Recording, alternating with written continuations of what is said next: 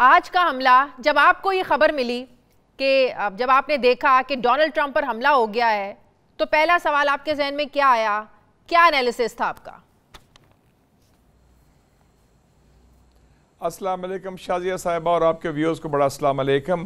اور میں سمجھتا ہوں کہ آج 14 جولائی کو ڈونلڈ ٹرمپ نے 5 نومبر کا الیکشن جیت لیا ہے.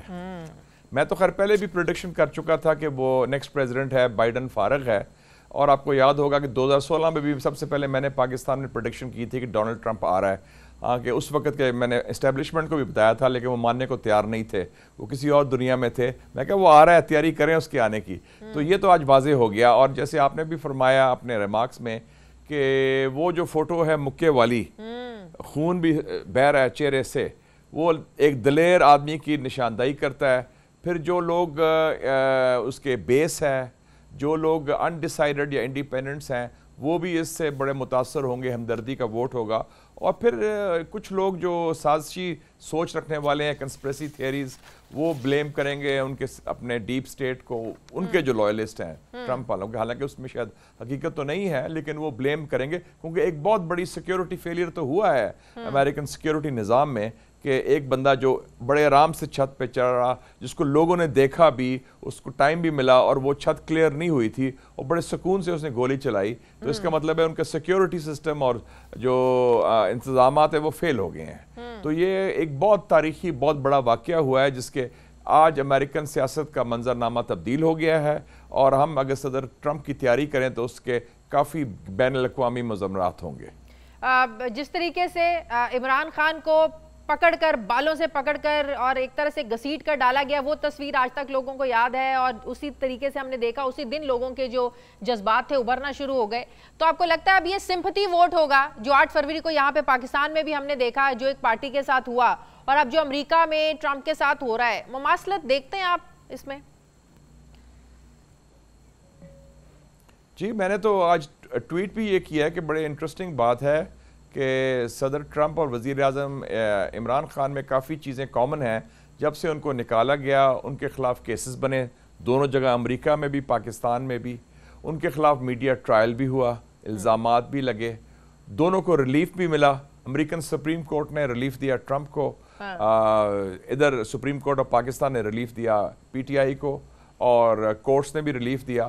اور دونوں نے فیس کیا یہ اسیسینیشن اٹیمپٹ اور بہادری سے اس کا مقابلہ کیا.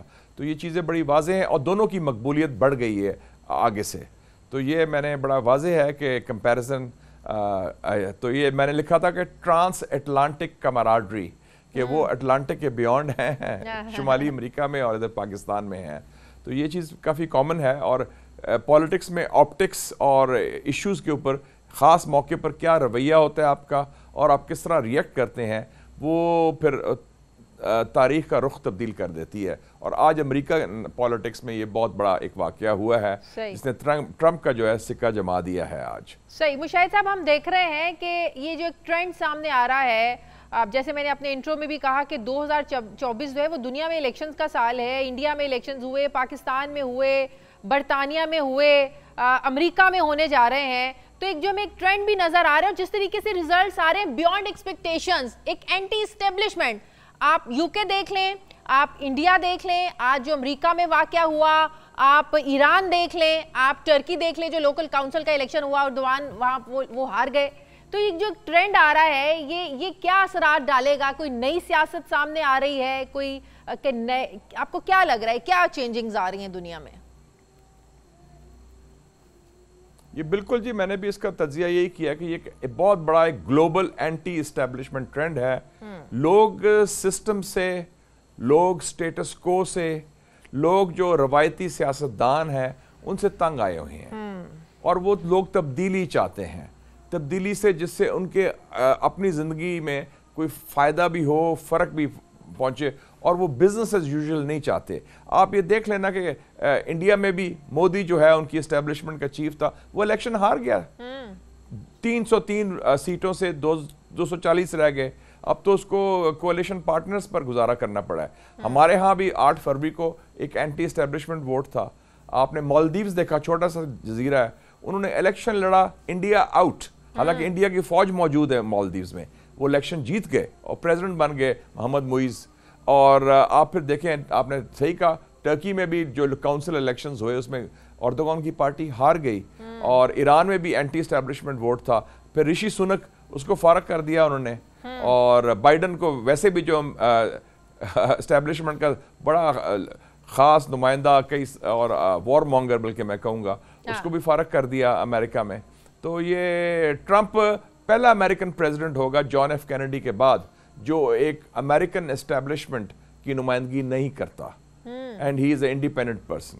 तो ये बहुत बड़ी तब्दीली है जो हम देख रहे हैं, और इसका मतलब है कि लोगों में बड़ी जान है, लोग वोट को हथियार के तौर पर इस्तेमाल कर रहे हैं अपनी तब्दीली लाने में।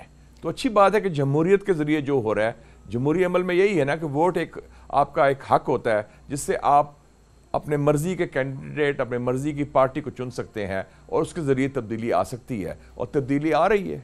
सही। आप बरतानिया में देखें, हैरान कुन तौर पर उनके मेरा ख्याल 3 कैंडिडेट्स ऐसे थे जिन्होंने पैलेस्टाइन के इशू पर सारी अपनी इलेक्शन की कैंपेन की, और आप देखें जिस तरीके पांच कैंडिडेट जिन्होंने पांच कैंडिडेट जो पैलेस्टाइन, और वो कैंडिडेट है किसके, द मुस्लिम वोट, एक नया इदारा बना है जो कह रहे हैं कि मुसलमानों का वोट उस इश्यूज पर इस्तेमाल हो, और 50% जो मुसलमानों ने पब्लिक ओपिनियन सर्वे में कहा कि 44% ने कहा, 44% ने मुसलमानों ने जो वोटर हैं बरतानिया के, कि हमारे लिए नंबर 1 इशू फ़लस्तीन है, और बाकी जो हैं लोगों ने कहा कि 12% ने कहा हमारे लिए नंबर 1 इशू फ़लस्तीन है। ये भी बड़ी खुशाइंद बात है कि फ़लस्तीन इशू कल को कश्मीर भी हो सकता है, कि ये उनके मगरबी पब्लिक ओपिनियन में इट मेक्स अ डिफरेंस। तो ये तो बड़ी अच्छी बात है। और आपको पता है लंदन का मेयर कौन है, सादिक खान, वो पाकिस्तानी निजाद है।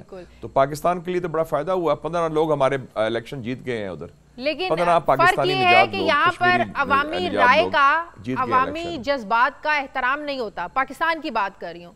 मगरिब में आप देखें, अगर वहां पर एक ट्रेंड चला कि आपने पैलेस्टाइन के हक में आपने सारी कैंपेन की है, तो आप देखें वहां पर कितना ट्रेंड बदला और लोग जो है ना वहां पे जीते।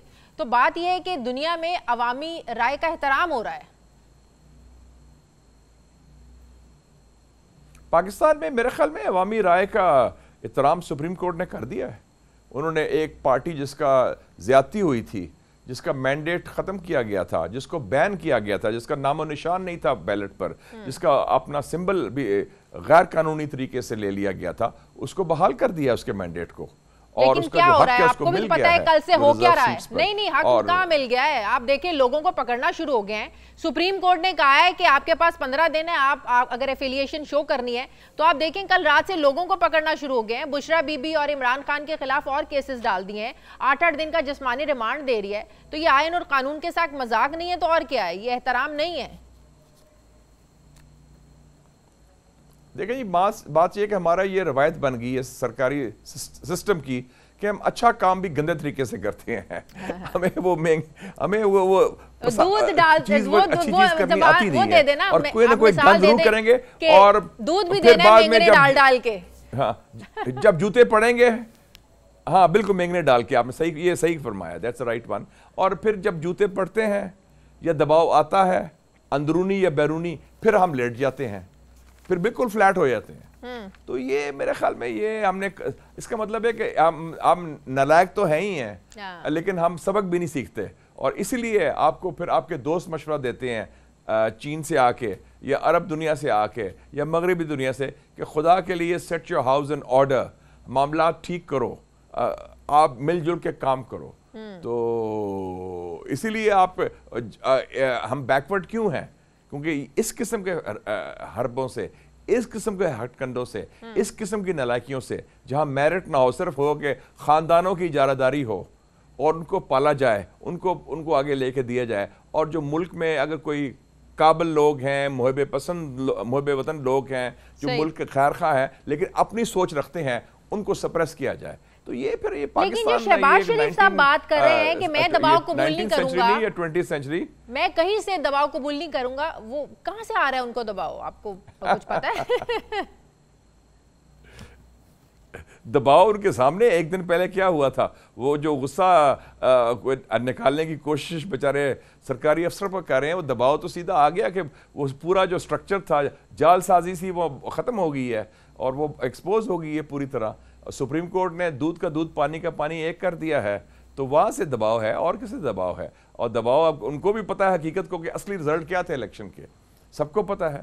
تو وہ اس کا آپ جواب تو نہیں دے سکتے آپ تو, لیکن غصہ وہ وجہ اور ہے, لیکن ٹارگٹ اور ہے انفارچونیٹلی. لیکن ہمارے ہاں ہم سیدھی انفارچونیٹلی بات تو نہیں کرتے نا, اتنی جرت نہیں ہے کہ سچ بولیں. بالکل, لیکن انفارچونیٹلی نقصان یہ ہے کہ اداروں کے اتنی جرت نہیں ہے کہ سچ نہ سچ بولنے کی جرت ہے سرکاری نظام میں, نہ سچ سننے کی ہمت ہے, انفارچونیٹلی.